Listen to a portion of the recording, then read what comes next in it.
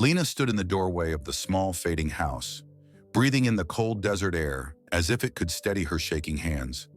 The night outside was wide and hollow, the kind of west side darkness that swallowed sound and spat back only the wind. She tightened the baby sling against her chest, feeling Nico's tiny, fever-warm breath on her collarbone, and reached down for Maya's hand. The girl's fingers trembled, but she held on tight. She always did.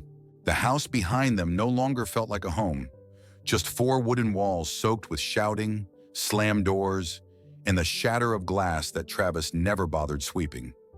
Even now, the smell of cheap whiskey lingered in the air, threaded through the broken pieces of their life like a bitter rope. Lena stepped out onto the dirt path, boots sinking slightly into the red dust that marked this stretch of modern-day Western territory. Neon from a distant gas station flickered like a wounded firefly, its glow barely reaching the sagging porch. But she didn't need the light. She had walked these lands since she was old enough to follow the hoofprints of her uncles across Sun Peak canyons. She touched the silver pendant hanging at her throat, a small circle etched with the Apache sun symbol. The metal was cool against her skin, a sharp contrast to the storm swelling inside her. It was the only thing she had left from her grandmother, the woman who taught her that the land remembers every step and that a heart must learn when to stay and when to leave. Tonight she was leaving. Inside the house, Travis had exploded the way men like him always did, quick as lightning, loud as thunder, and destructive as a brush fire. He'd come home late, trailing the stink of old beer and diesel fumes. Before Lena could even ask where he'd been, the first plate shattered, then another. Maya had been coloring quietly at the kitchen table, trying to make herself small. The drawing, just a child's simple picture of a family, caught Travis's eye. "What is this?" he'd growled, ripping the paper from her hands. Maya froze. Lena had seen that look in her daughter before. Not fear exactly, but the silent bracing of a child who already knew too much about grown-up tempers. When Travis crumpled the drawing and hurled a cup so close it clipped the wall beside Maya's head, something inside Lena snapped clean in two. Not loudly, not dramatically, just a quiet fracture, like an old branch deciding it had bent long enough. She didn't argue, didn't scream, didn't try to reason with a man who had long forgotten how to be reasoned with. She simply gathered what she could: diapers, a few granola bars, a blanket she could sling over her shoulder, Maya's worn shoes, and walked toward the back door. Travis didn't stop her. Men like him rarely chase what they believe they already own. The wind rose as she stepped into the night, tugging at her hair, whispering across the sagebrush like a voice she'd known her entire life. Her grandmother used to say the wind carried messages, warnings, blessings, echoes of those who walked before. Tonight it carried courage. Maya looked up at her with wide, questioning eyes. "Mom, are we really going?" Lena squeezed her hand. "Yes, little one," she whispered. "We're going." She didn't tell Maya they had nowhere to go. She didn't tell her that her wallet held barely a handful of crumpled bills. She didn't tell her that the closest real town was 7 long miles of open road away. Instead, she drew in a breath of the sharp, dusty night air, air that had filled the lungs of her ancestors, air that tasted of both danger and freedom, and stepped forward, one foot, then another. No one was chasing them, but it still felt like running. As they walked down the dirt road, the moon lit the edges of the desert, turning the mesquite trees into dark, twisted silhouettes. Nico whimpered softly, and Lena rocked him gently, humming the lullaby her grandmother once sang under the same sky. Maya clung to her side, matching her pace with small, determined steps. The world felt big, too big, but Lena had been raised to face big things.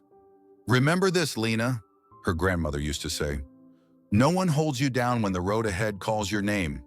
Tonight the road was calling, hard, urgent, relentless. And Lena, Apache daughter of Sun Peak, answered.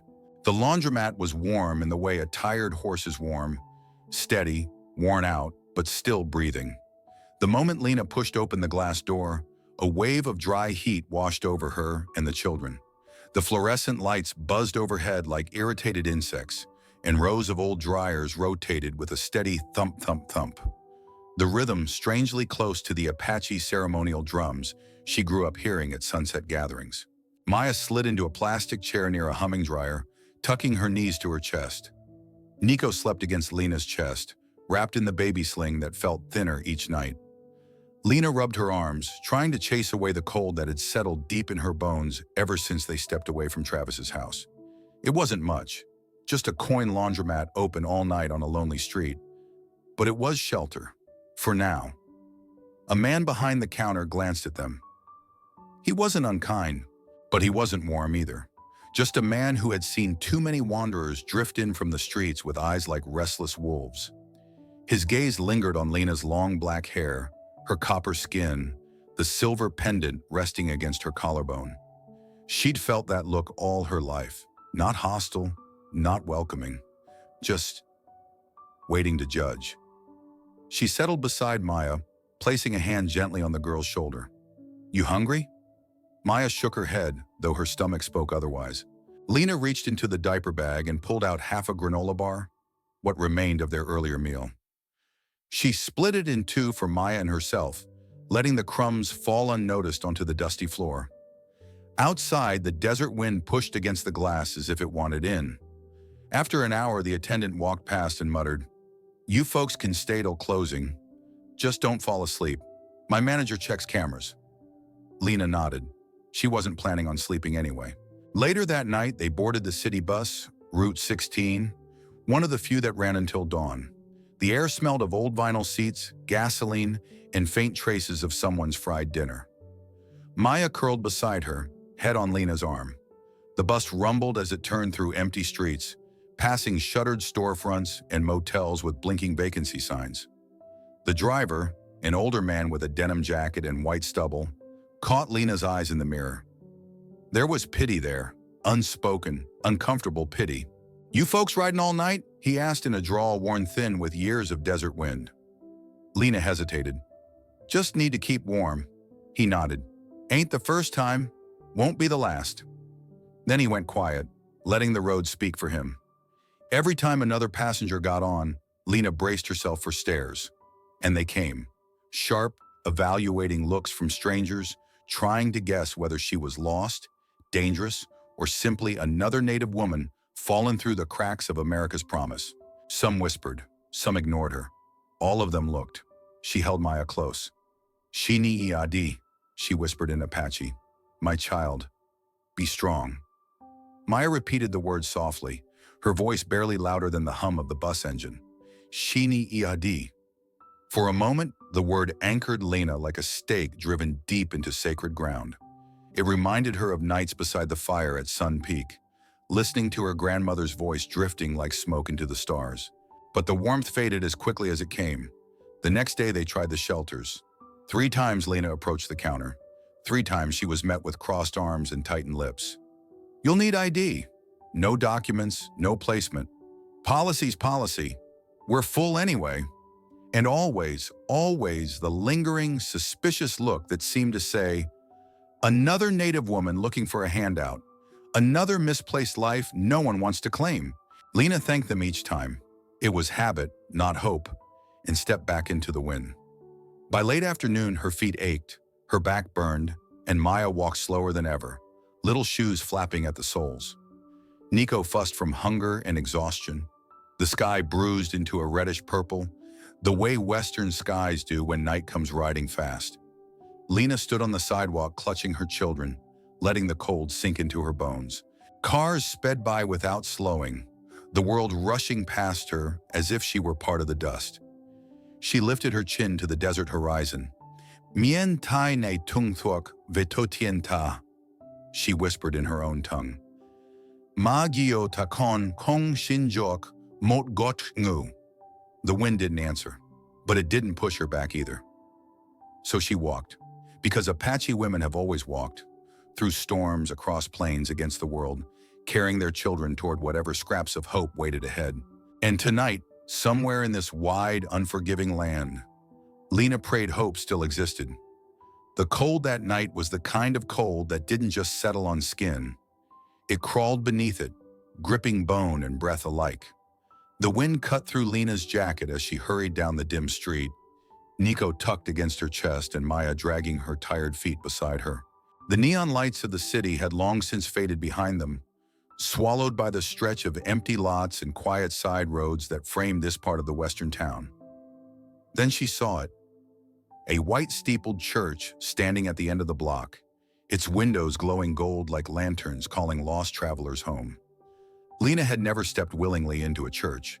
Her faith lived in pine forests, canyon walls, and the breath of the earth beneath her feet.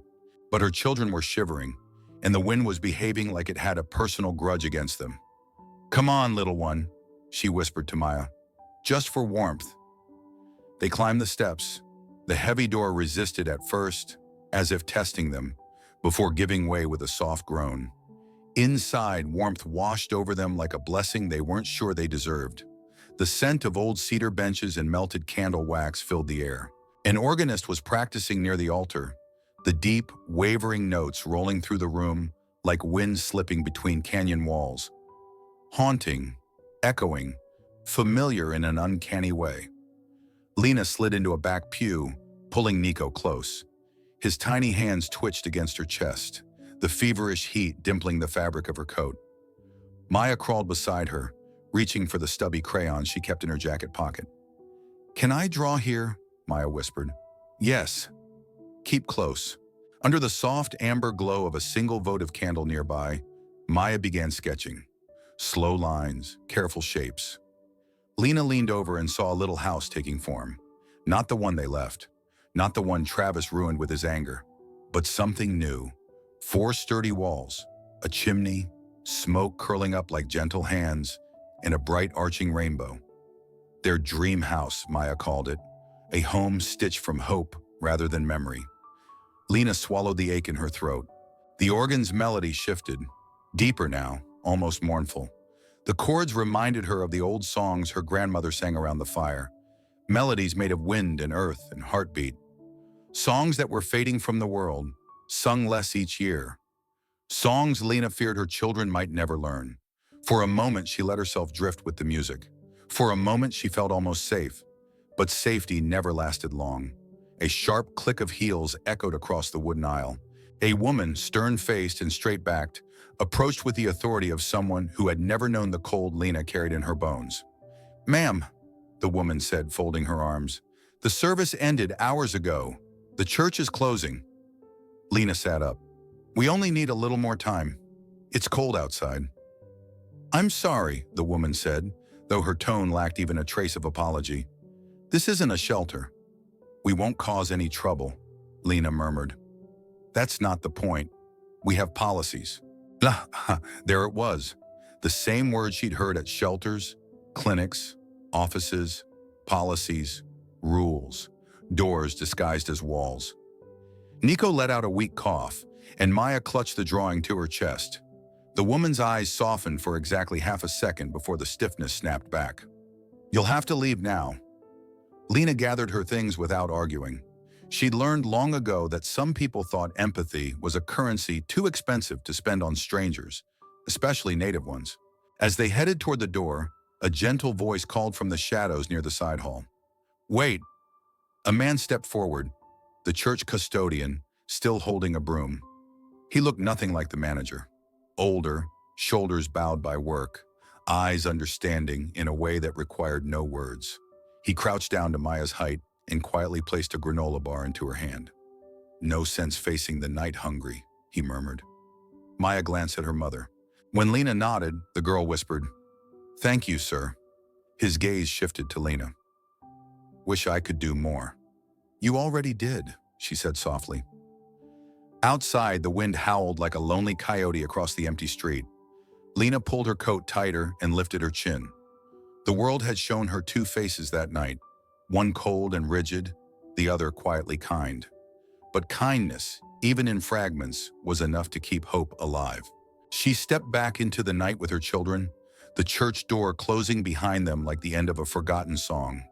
The wind picked up after they left the church, colder now, sharper, like it had traded its earlier chill for the edge of a blade. Lena adjusted Nico against her chest, pulling the baby sling tighter while Maya clung to her coat hem. The street was nearly empty, save for a few flickering street lamps and the rustle of litter rolling across the pavement. They headed toward the bus stop again. their moving shelter, their sad little sanctuary on wheels. Lena was about to step onto the curb when she felt someone watching her. A woman wrapped in an oversized army green jacket leaned against the bus shelter. Her hair was tangled, her boots scuffed, but her eyes, sharp, perceptive, missed nothing. She studied Lena the way a seasoned trail scout studies the horizon, sensing shifts others overlook. "You're new out here," the woman said, her voice calm, almost gentle. "I can tell." Lena stiffened, pulling Maya closer. "I don't want any trouble." The woman lifted her hands in a show of peace. "Name's Sienna. No trouble here." She nodded toward Lena's face. "Just saw that look in your eyes. The look people get when the ground disappears under their feet and they're still pretending they're standing." Lena said nothing, but something in her eased, just a little. Sienna stepped closer, keeping her movement slow so she wouldn't startle the children. "You got kids with you. That makes things harder, colder, meaner." Maya peeked out from behind Lena's coat, studying the stranger. Sienna gave her a soft smile before turning back to Lena. "I'm guessing you've been turned away from shelters tonight." Lena nodded. "Figures." Sienna clicked her tongue. "They like rules more than people." Silence settled between them for a moment, broken only by the distant wail of a train curving through town. Finally, Lena asked quietly, "How long have you been out here?" "Long enough to know the routines," Sienna replied. "Long enough to see which corners stay safe, which ones bite, and which places pretend to help but really don't." She dug into her jacket pocket and pulled out a worn, folded piece of paper. It wasn't clean, but it wasn't torn either. Sienna handed it to Lena with an almost ceremonial seriousness. Lena unfolded it. It was a hand-drawn map of the town. Streets, alleyways, circles marking safe spots, X's over places to avoid. Notes in the margins warned about police patrols, store owners quick to call CPS, and which bus routes ran all night. "I made that for myself," Sienna said, "but you need it more than I do now." "Why help us?" Lena asked quietly. Sienna shrugged. "Because somebody should have helped me the first night I landed out here. Because folks with kids have the hardest climb. And because..." She pointed to the silver sun pendant on Lena's chest. "You're native, aren't you?" "Apache," Lena said. Sienna's gaze softened with something deeper than sympathy, something like recognition. "Figures," she said again, more softly this time. "You've got that quiet kind of fight in your eyes." The woman leaned closer, lowering her voice. "Let me tell you something, Lena. Something true, something ugly." Lena braced herself. "In this land," Sienna said, "when an Apache woman hits trouble, there ain't a soul lining up to save her. Folks will offer prayers, maybe a smile, but not a hand. Out here, your people survive because they had to, because nobody else ever fought for them." Her words hit with the weight of a hammer striking bone. Painful, but real. Sienna wasn't finished. "So listen close. Keep your kids in your sight. Don't fall asleep on the bus. Don't stay in the same spot more than a night. And if CPS shows up," her voice dropped, "don't let them think you're too tired or too desperate. They'll take the kids faster than a rattler strikes." Lena swallowed hard, clutching the map like it was a lifeline. "You ain't alone," Sienna added. "Not really. Women like us, we look out for each other. Might be the only kind of family we get." It was the first warm thing anyone had said to Lena in days. She nodded. "Thank you." Sienna stepped back into the shadows, her breath forming small clouds in the cold air. "You're strong, Apache woman. Stronger than the cold. Stronger than whatever put you out here." Lena didn't feel strong, but she held Sienna's words close, as if storing them in the same place her grandmother's teachings lived. As the bus pulled up with its tired sigh of brakes, Lena lifted her children inside. She glanced back toward the shelter. Sienna was already gone, but her message lingered, steady as the desert wind. "Out here, strength is the only thing the world won't take from you." The night had teeth, cold, sharp ones. Lena felt them bite through her coat as she hurried down the dim sidewalk, Nico strapped against her chest. His small body, usually so soft and warm in a comforting way, now burned with a dry, frightening heat, like the desert sand at noon when the sun showed no mercy. Every breath he took was thin, raspy, as if the air itself had turned against him. Maya hurried beside her, struggling to keep up, her little boots smacking against the pavement. "Mom, Nico sounds weird." "I know, baby." Lena's voice cracked from fear she was trying to hide. "We're going to get help." The wind whipped her braid over her shoulder, stinging her neck. She pulled Nico closer, sheltering him from the cold with her own body, praying the night wouldn't steal what little warmth he had left. Ahead, the hospital rose from the darkness like a modern fortress. Bright lights, tall windows, the hum of machines vibrating beneath the ground. A piece of civilization carved into the wild land. A place that was supposed to heal, but Lena already knew better. Still, she had no choice. She shoved through the sliding doors and warmth hit her, artificial and harsh. The waiting room buzzed with fluorescent light, the kind that flattened everything into pale shadows. People sat slumped in chairs, scrolling through phones, eyes half dead from exhaustion or indifference. Lena approached the reception counter. "My baby," she rasped, her breath shaking. "He has a fever. He can't breathe right. Please." The receptionist barely looked up. "Insurance? No, but no insurance. We require a minimum deposit for treatment," the woman said, her voice flat as a dusty road. "ER can assess him, but can't admit without payment." "He's 7 months old," Lena whispered. "Please." A nurse glanced over, but quickly looked away. A security guard leaned against the wall, tapping his foot. The receptionist sighed, impatience flickering across her face. "Ma'am, I'm sorry, but these are the rules." That word again. Rules. Policies. Walls disguised as doors. Nico coughed. A shallow, painful sound that twisted something deep inside Lena's chest. The noise turned a few heads, but no one moved to help. She felt small.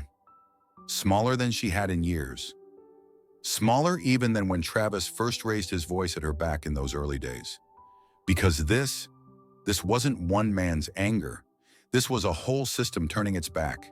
And somehow, it hurt worse.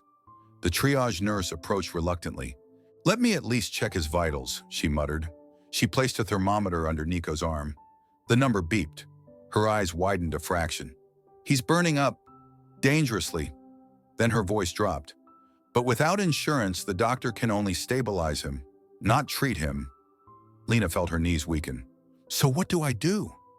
"There's a low-cost clinic on Hargrove Street," the nurse whispered hurriedly. "Opens at dawn." "Dawn?" Lena gasped. "He can't wait that long." The nurse looked at her with a mixture of guilt and helplessness. "I'm sorry. It's all I can offer." Lena wasn't angry at the nurse. She was angry at the world.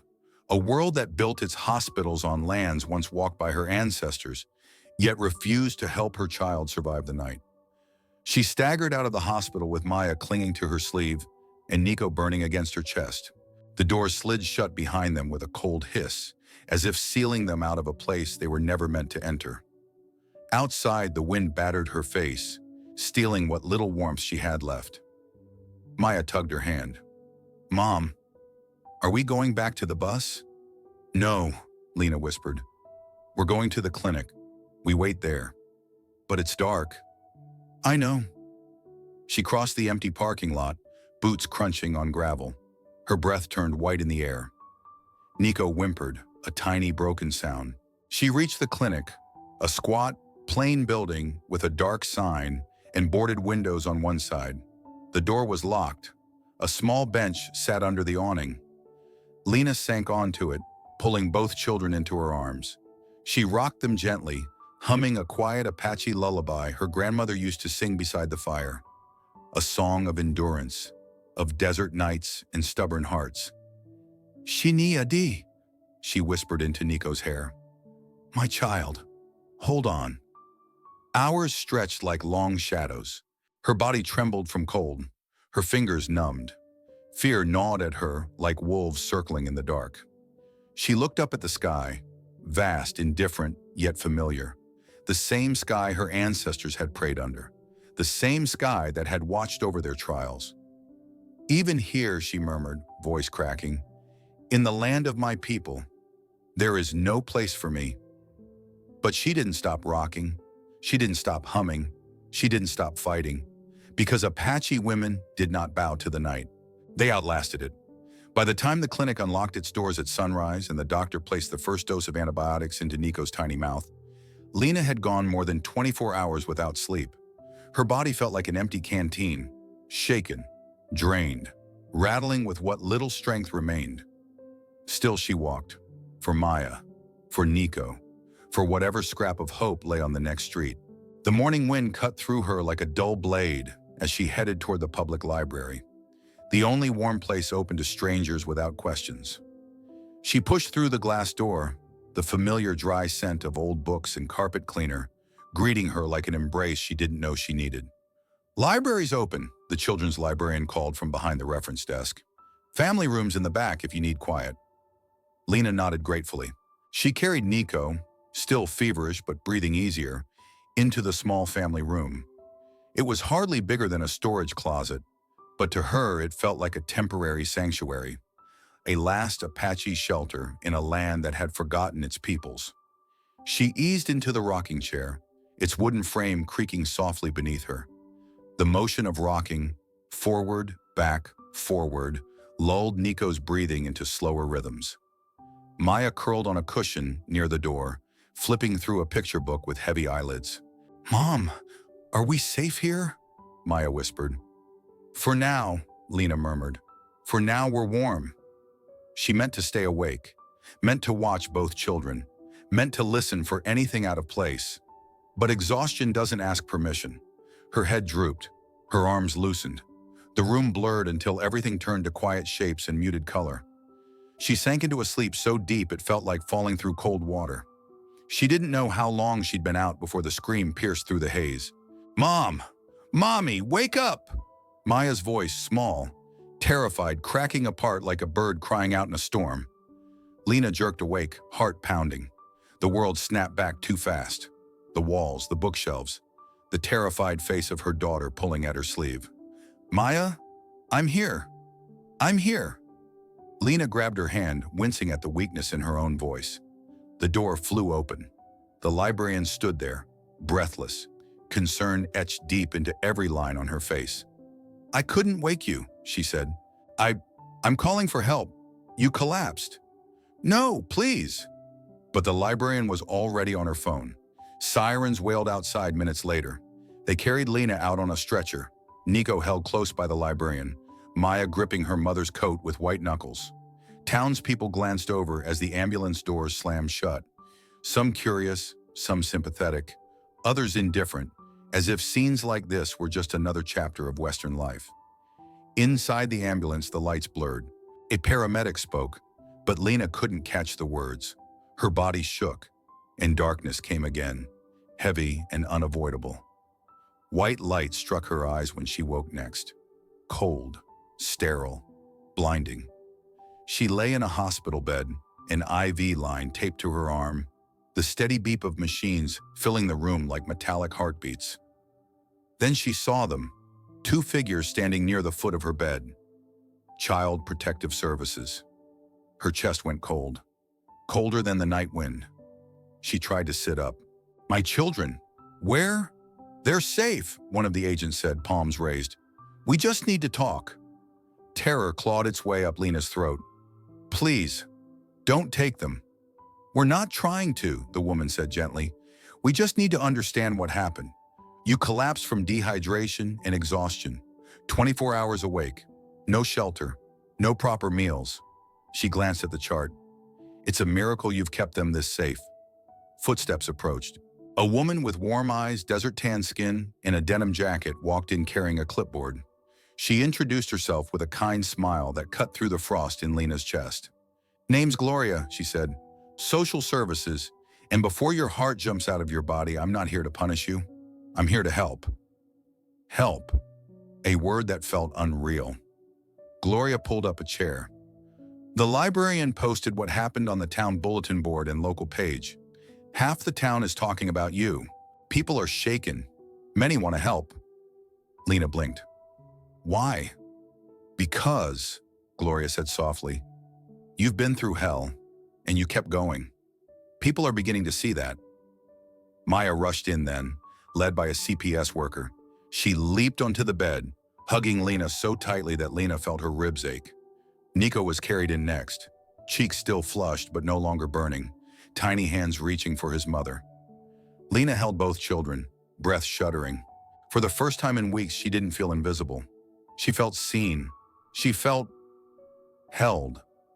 The emergency housing building didn't look like much from the outside.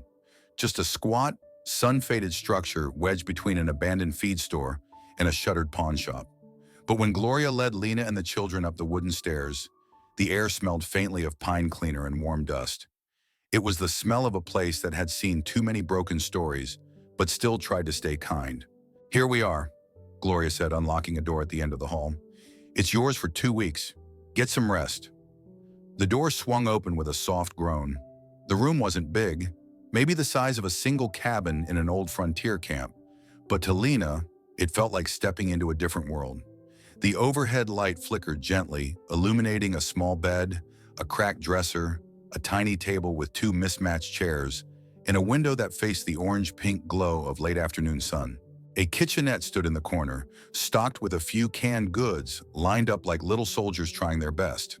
It wasn't home, but it wasn't the street, and for now that made it sacred.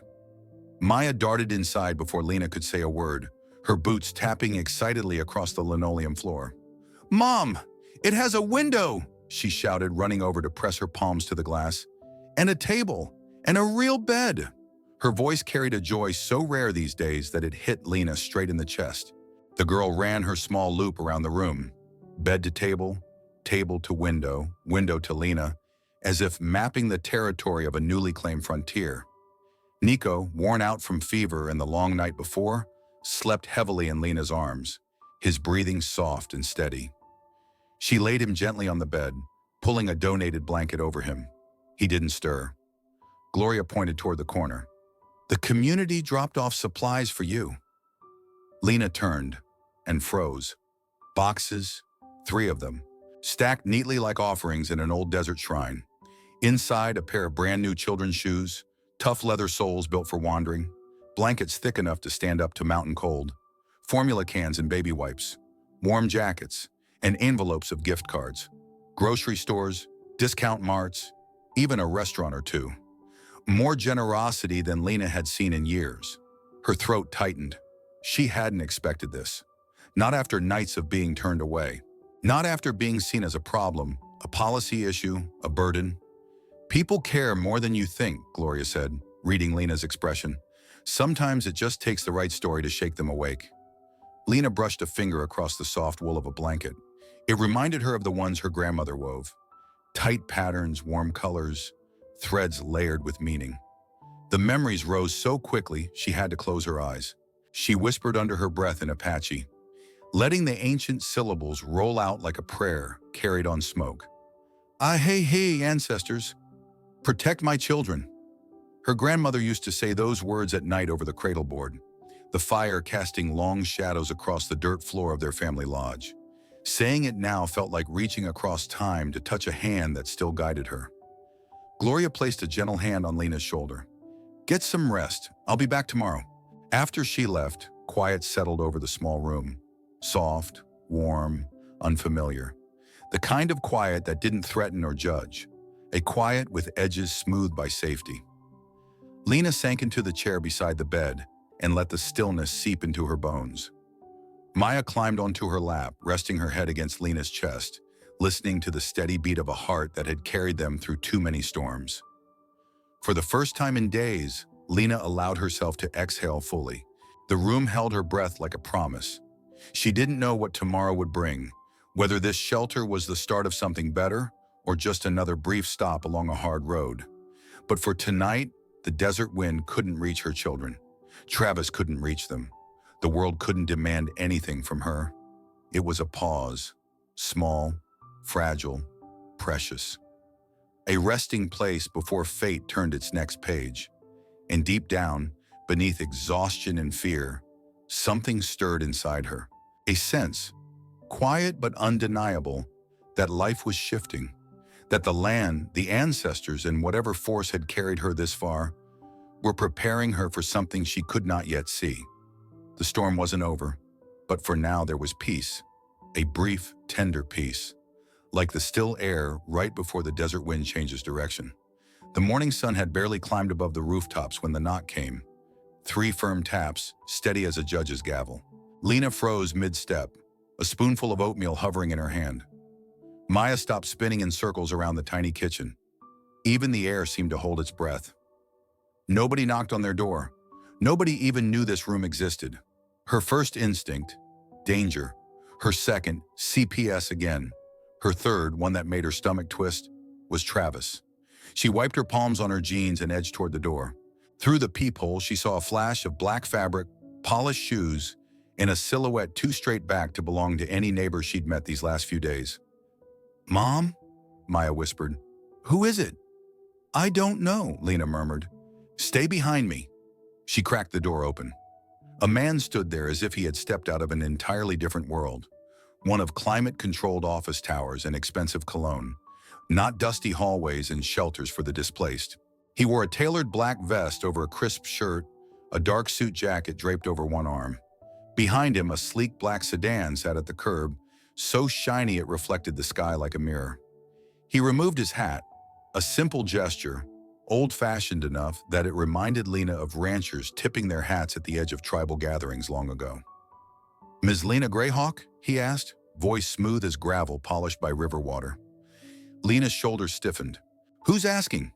He offered a small, respectful nod. "My name is James Dorian. I'm an attorney with Dorian and Pace Law Group. I believe you received my voicemail yesterday." Voicemail? She hadn't checked anything except the clinic hotline. "I didn't listen to it." "That's all right," he said gently. "But I'm afraid the matter is important." Important. That word usually spelled trouble. "I'm not buying anything," Lena said bluntly. "And if this is about donations, we don't have money." The man's lips curved into a faint, almost sympathetic smile. "No, Ms. Greyhawk, I'm not here to take anything from you." He reached into his leather satchel and withdrew a sealed envelope stamped with a gold notary crest. "I'm here because someone left you something." Lena didn't move, didn't blink. "I think you have the wrong person," she said. I don't know anyone who owns anything worth leaving." James Dorian waited patiently, the way a seasoned horseman waits for a skittish colt to trust his hand. The woman's name was Elaine Roth. The name landed like a gust of sand to the face. Unexpected, blinding, impossible to prepare for. Lena shook her head slowly. "I don't know her." "That may be true," he replied, "but she knew you." His gaze softened, his voice becoming almost gentle. "I know this is unusual, but I assure you everything I'm about to tell you has been verified and documented." He opened the envelope and produced a stack of legal papers, signatures, seals, official stamps that looked far too heavy, too authoritative for the tiny apartment around them. "Ms. Greyhawk," he said, "I represent the estate of Elaine Margaret Roth. Before her passing, she named you as her sole heir." Lena felt the floor tilt, as if the ground had shifted under her boots. "Her heir?" "Yes. That makes no sense." James cleared his throat. "I understand your confusion, but Ms. Roth left a detailed personal statement specifying her intentions, and per her instructions, I am to inform you directly." He hesitated just long enough for tension to coil again in her chest. "The total estimated value of the estate," he continued carefully, "is just under $50 million. The room went silent, utterly, impossibly silent. Even the hum of the old fridge seemed to pause in disbelief. Maya peeked out from behind Lena's leg, eyes wide. "Mom, what did he say?" Lena swallowed hard. "I'm not sure." 50 million. The number didn't fit in her mind. It didn't even fit in her world. She felt suddenly weightless, untethered, the way her ancestors must have felt crossing desert dunes during a windstorm, blinded until they stumbled upon a hidden oasis. Relief and fear tangling together. "Mr. Dorian," she whispered, "I think you truly have the wrong person." "I don't," he replied firmly. "We checked birthdays, tribal records, hospital logs. You are the Lena Greyhawk named in this will." Her heartbeat pounded so loudly she almost couldn't hear him. "Why would a stranger leave me anything?" she asked. That, James said, is something Ms. Roth explained in her final letter. A letter addressed directly to you. He extended a thick envelope, handwritten, sealed with wax. Lena stared at it like it was alive. Her life, days ago nothing but dust, cold nights and prayers whispered to ancestors, now cracked open like the earth before a rainstorm. Not saved yet, not healed, but changed. A shift, a tremor, a doorway opening where none had existed. In a trembling whisper, she finally said, "I'll read it." And fate, waiting patiently at the threshold, stepped inside. The letter felt heavier than paper should, thicker than ink, like it carried a piece of someone's life inside it.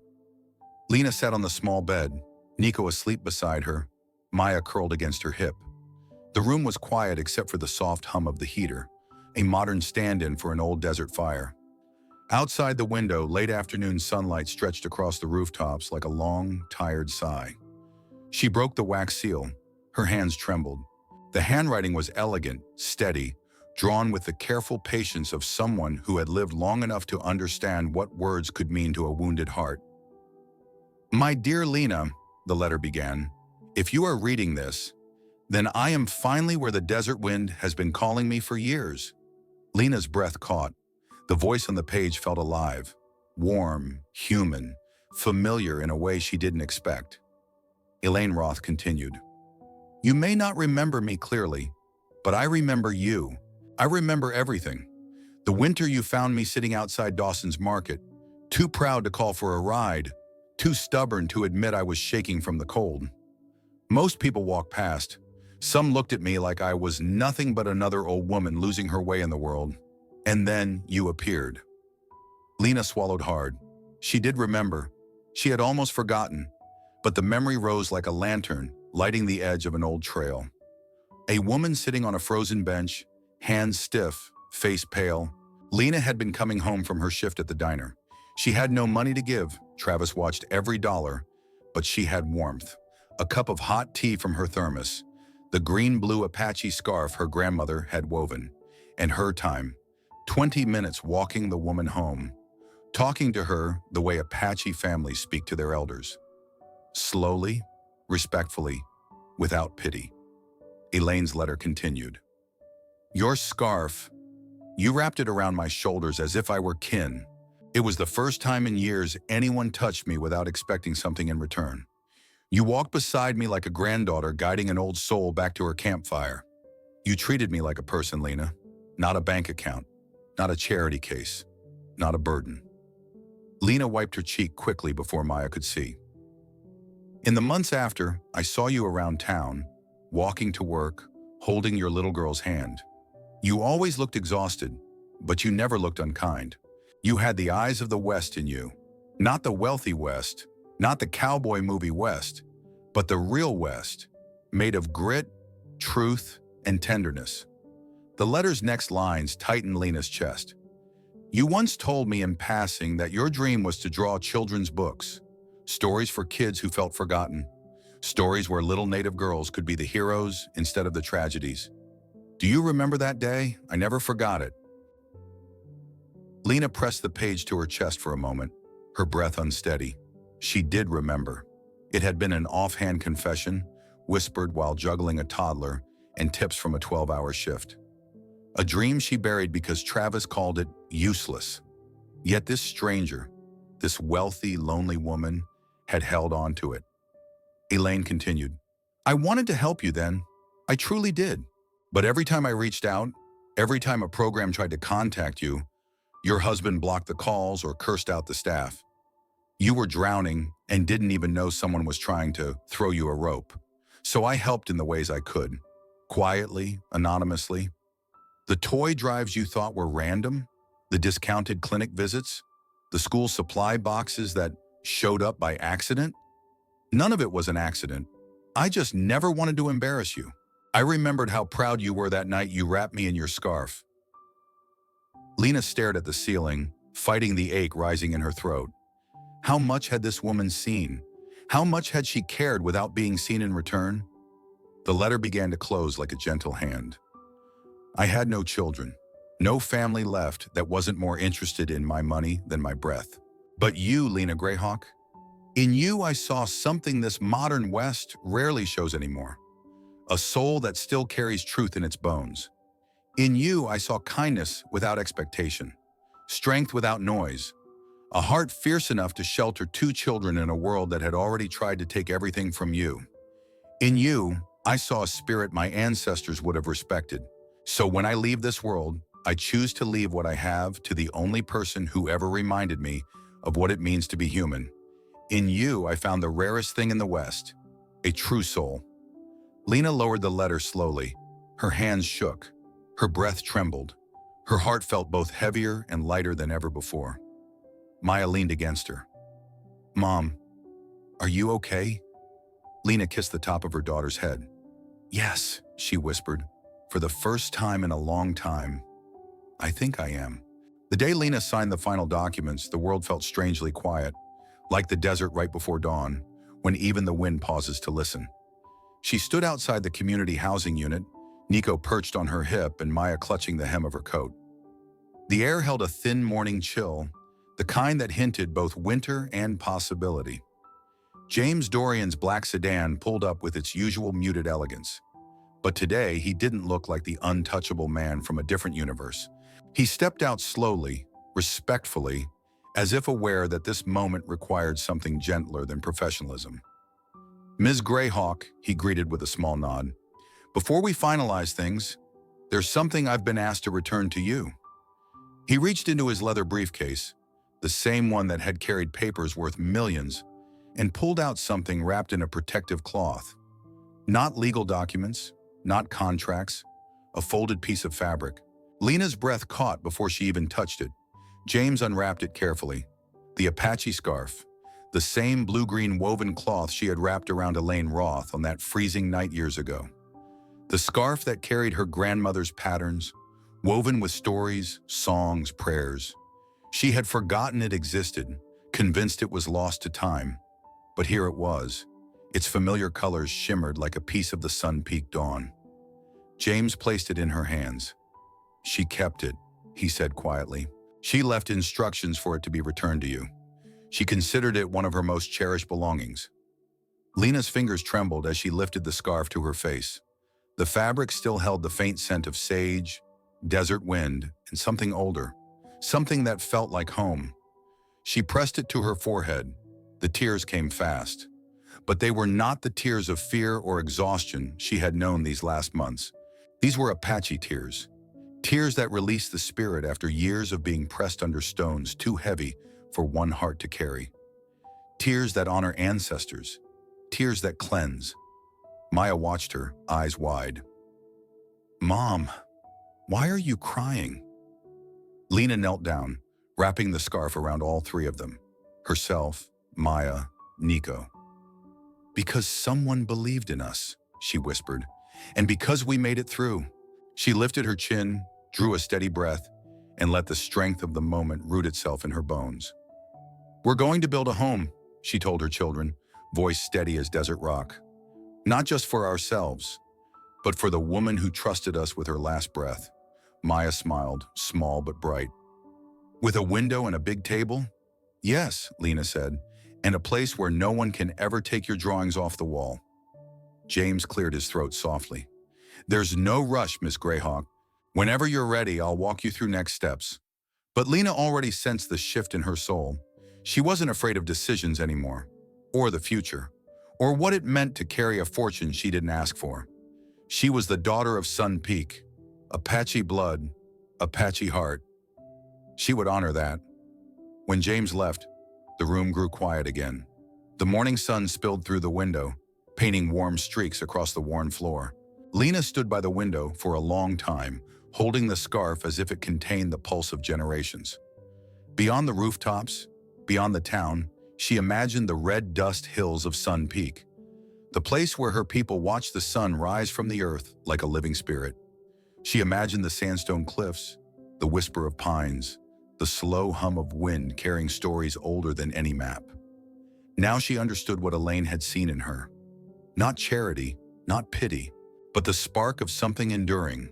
a soul shaped by land and loss, yet still capable of kindness. The scarf drifted in her hands like a small banner, a promise carried on desert wind. She lifted her face toward the pale horizon. A new road waited, hard, unmarked, unpredictable, but hers. "What do you think, Maya?" Lena asked softly. "Should we go see where the sun rises on Sun Peak?" Maya grinned. "Yes, and maybe we can draw it." "Maybe we will." She rested her palm against the window pane, feeling the warmth of the sun growing stronger. The world had changed. She had changed. And somewhere on a hill, touched by the first light of day, she felt Elaine's spirit settling into the vast western sky.